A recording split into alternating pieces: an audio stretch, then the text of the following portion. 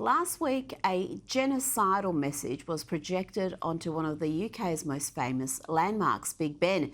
Sadly, it was not the most shameful or disturbing thing to happen in London in recent days. Joining me now to discuss is writer and presenter Connor Tomlinson. Connor, first, tell me about how a genocidal message from the river to the sea was permitted to be projected onto Big Ben.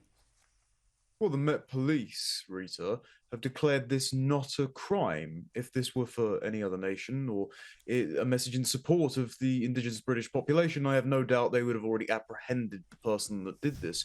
The important factor about this is that this was done right the night before the ceasefire vote that had been pushed forward into Parliament. Now, there are all sorts of political shenanigans about that, but for a condensed version, the Scottish National Party, who is run by Humza Yousaf up in Scotland, who himself has Palestinian family, have proposed an unconditional ceasefire motion in Parliament on an opposition day. This is a day granted to them that lets them act as if they are the dominant opposition party.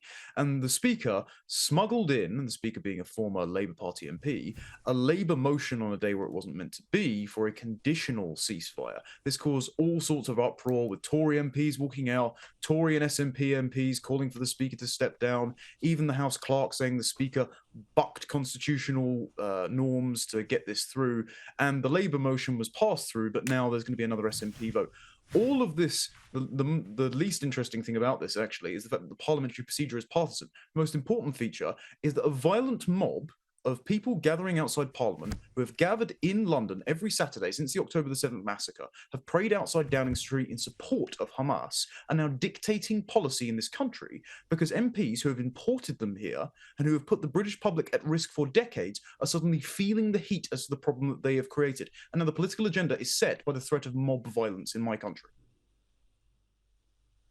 Well, this is precisely what Suella Braverman was talking about, and frankly, I don't understand why she isn't challenging for the Tory leadership, and people deserve a real choice at the coming election.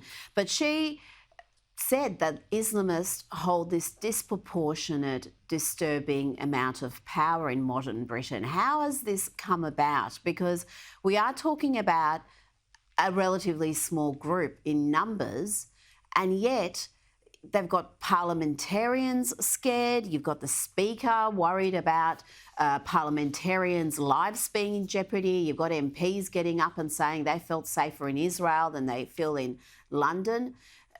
From afar, try to explain to me what is happening in your country. MPs are right to be worried. We've had Stephen Timms in 2010, who was stabbed by an Islamist. We had Sir David Ames murdered by an Islamist in 2021. We had Mike Freer MP that I discussed with you last time I was here, whose office was firebombed after being repeatedly threatened by the same Islamist who stabbed and murdered his colleague, Sir David Ames. Problem is, none of the MPs will actually name this threat, not even Sir Lindsay Hoyle, who says that he's afraid of MPs being threatened, but then blames the nebulous far right. One MP who was murdered by a schizophrenic neo-Nazi, Joe Cox, many years ago, but he won't name the issue either. Instead, when an MP names the issue, namely former Deputy Party Chairman Lee Anderson, a presenter on GB News in the UK, kind of our equivalent to Sky News Australia, when he says that Sadiq Khan in London, who has overseen permissive policing with the Met Police, who has stopped, stop and search, who throughout his career has actually defended Islamists when he was a practicing lawyer, has, quote, given London over to his Islamist mates, the Conservative Party suspend Lee Anderson because Sadiq Khan calls him a racist. Now, just to prove the point here, Sadiq Khan defended the only man prosecuted for the 9/11 attacks. And the only reason he didn't meet this man, he met his mother, is because even though the man wrote to meet Sadiq Khan by name, it was blocked by a judge. He's also been at many conferences with the people that trained the 7/7 bombers, with people that have been the mastermind behind the 1993 World Trade Center attack. Sadiq Khan has routinely surrounded himself with Islamists. His brother-in-law, his ex-brother-in-law, went to Islamist rallies in London at the time that he was married to Sadiq Khan's sister. So for Lee Anderson to say this is not an unfair assessment, but the Conservative Party kicked him out anyway. I can only assume the Conservative Party actually want their MPs to be threatened by the people they've imported here.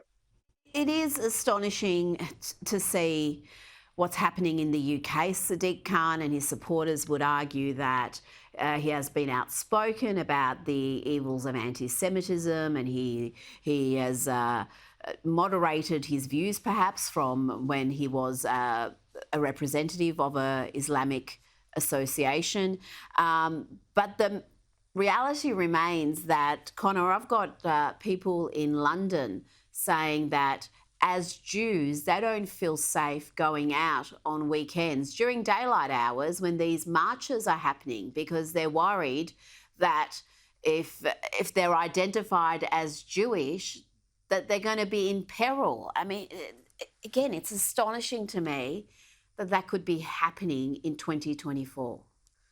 I don't blame them. This week, Tower Bridge was shut down by a series of pro-Palestinian agitators. They've been letting off fireworks towards the police. They've been getting in scuffles. The arrests have been pitiful. They've been defacing war memorials. They've been chanting all sorts of things that there were even placards that were suggesting that the Jews were akin to the Nazis and also that the Holocaust didn't go far enough. I mean, the Met Police is unilaterally cracking down on the phantom threat of the far right. Prevent, which is meant to be the anti-extremism wing of the government that's meant to be cracking down on Islamic terror, is prescribing people on there and saying that they encourage terrorism, like Douglas Murray, a regular contributor to this program, while completely reticencing the threat that Islamic extremism poses to London. I'm not surprised you've got people contacting you, Rita, because I've lived in London all my life, and frankly, it doesn't feel like my home anymore. The world on my doorstep has changed without my consent, and now I genuinely don't know how to fix it, because zero parties, not the alternatives, not the big two, are proposing anything like what needs to be done.